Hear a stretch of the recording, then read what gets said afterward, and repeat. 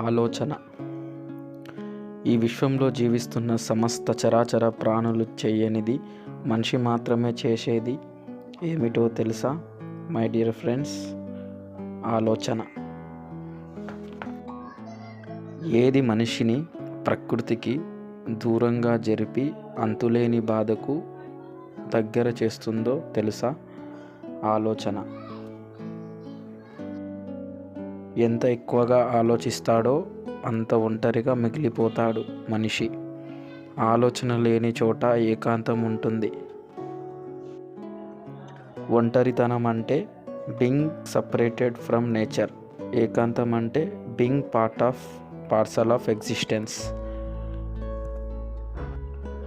ఒంటరితనం అహంకారానికి ప్రతీక, ఏకాంతం అనుభవానికి ప్రతీక. హార్టెడ్ థాట్స్ యొక్క డెస్టినేషన్ ఒంటరితనం. Being realised the essence of thought ఏకాంతం. అన్నిటికీ అదే కారణం, అన్నిటికీ అదే ఆధారం, సారం. కథకి, కల్పనకి, ఆవిష్కరణకి, కన్నీటికి, బాధకి అదే కారణం. ఈ ఆలోచన అర్థం చేసుకోవడం అనే ప్రక్రియ ఒక సర్జరీ చేయడం వంటిది. అత్యంత సూక్ష్మాతి సూక్ష్మంగా ప్రక్రియ.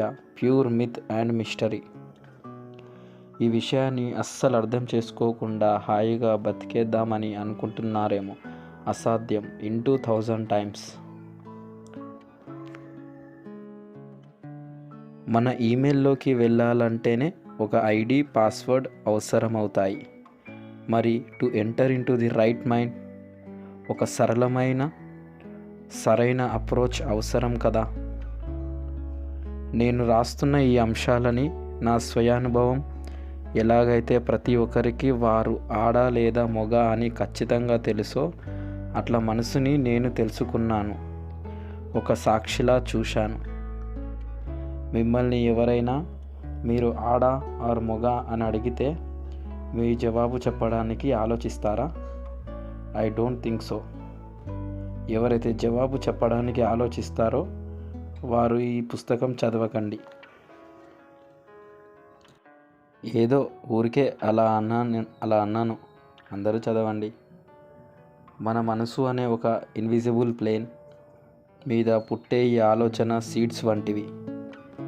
మీకు తెలుసు కదా, చిన్న విత్తనమే మర్రి చెట్టు అని. ఆ మర్రి చెట్టు నుంచి మళ్ళీ విత్తనాలు వేల లక్షలు పుడతాయి, భూమి మీద పడి పెరగటం మొదలు పెడతాయి. ఒక చిన్న విత్తనం ఊరికే అలా పెరగదు. విత్తనానికి ఒక డబ్బాలో, జేబులోనో, ఒక బండ మీదనో పెట్టి చూడండి. 1,00,000 సంవత్సరాలైనా మొలకెత్తదు. దానికి ఎలిమెంట్స్ కావాలి ఎదగడానికి. గాలి, నీరు, సారం, అలాగే అతి ముఖ్యమైనది కావాలి, అదే స్పేస్. తెలిసినవే చెప్తున్నాడు అని అట్లా కొట్టిపాడేయకండి. తెలియడం 3 రకాలు. మొదటిది సమాచారంగా తెలియడం, రెండోది జ్ఞానంగా తెలియడం, మూడోది ప్రజ్ఞానుభవంగా తెలియడం. ఈ 3 పదాలకి జీవితానికి చాలా అవినాభావ సంబంధం ఉంది. తేలికైన భాషలో ఆడుతూ పాడుతూ రాస్తా. మొదటిది సమాచారం అంటే ఇన్ఫర్మేషన్. 100కి 90 మంది జీవితాలకి సమాచారం ఆధారంగా గేదె గడ్డి నములుతూనే ఉన్నట్లు వీళ్ళు సమాచారం నములుతూనే ఉంటారు. ఈ సమాచారానికి మనం పెట్టుకున్న ముద్దు పేరు ఏమిటో తెలుసా? గాసిప్స్, సోది, ఎంటర్టైన్మెంట్, థర్డ్ పార్టీ కంటెంట్, లోకాభిరామాయణం, ఎక్సెట్రా. సెలబ్రిటీల గురించి తెగ మాట్లాడుకోవడం, పాలిటిక్స్ తెలియక మాటల్లో చెప్పాలంటే మన జీవితాలకు అస్సలు అవసరం లేని విషయాలు. టీవీలో వచ్చే 99% ప్రోగ్రామ్స్ అన్నీ కూడా just information with beautiful routine stuff. చివరకు మనం చదువుకునే పాఠ పుస్తకం వరకు అంతా జస్ట్ స్టఫ్. చదివింది అది విజయమో కాదో తెలుసుకోకుండా పరీక్షల్లో రాసి తద్వారా ఉద్యోగం సంపాదించిన సరే, అదంతా జస్ట్ ఇన్ఫర్మేషన్. 100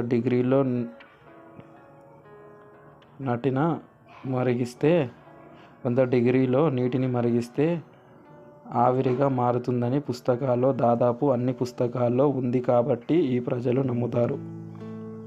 అదర్వైజ్ ఎవరు మరిగించి చూస్తారా? నో. ఇది పరీక్షల్లో రాసి మంచి మార్కులు తెచ్చుకోవడం వరకు, ఆపై ఉద్యోగం తెచ్చుకోవడం వేస్ట్ అని నేను అనను. అది జస్ట్ సమాచారం అని గుర్తిస్తే చాలా మంచిది. ఎందుకంటే రాయబడ్డవి, చెప్పబడ్డవి నిజంగా సత్యాలని నీకైతే తెలియదు, జస్ట్ నమ్ముతావు. అంతేకాని నీకు తెలియదు ఇది ప్యూర్ ట్రూత్. ఎంత సమాచారాన్ని నీలో నింపుకొని తిరుగుతావో నీకు తెలుసా? అసలు నీ మనసు ఇన్ఫర్మేషన్ మోసే క్యారీ బ్యాగ్ అని గుర్తించావా? డబ్బుంటే సంతోషంగా ఉండవచ్చు, నమ్మావు, నీకు తెలీదు. దేవుడు అంటే నమ్మావు. మతం, కులం, జ్ఞానం, జ్ఞానోదయం ఇవన్నీ నీకు పరిచయం లేని నమ్మకాలు. ప్రతి పదానికి ప్రత్యక్ష, పరోక్ష ఆర్భటాయి. దేనైనా నమ్ముతావు అంటే అది ప్రత్యక్ష ఆధారం, పరోక్ష అర్థం నీకేమిటో అసలు తెలియదు. తమకు మాత్రమే తెలియని సమాచారాన్ని చదివి విని మీకు తెలిసిపోయిందని నమ్మే సోల్డ్ అవుట్ సోల్స్ యథేచ్ఛగా తిరిగే ప్రపంచం ఇది. ఈ విషయం సాగదీయాను. సమాచారం వల్ల కాస్త గర్వం, ఉద్యోగం, హోదా ఇలాంటివి కొన్ని పొందవచ్చు. I agree. కానీ మనసు పొరలని చీల్చుకొని పోయే అనుభవంగా మారదు. గోడకేసే సున్నం, ముఖానికి రాసే పౌడర్ లాంటిదే సమాచారం. ఆ సమాచారమే అంతా అనుకున్నావా? అదే అజ్ఞానం. దాని తాత్కాలిక అవసరాల కోసం హాయిగా వాడుకొని దాన్ని సులభంగా విస్మరించగలగాలని జ్ఞానంలోకి దారి.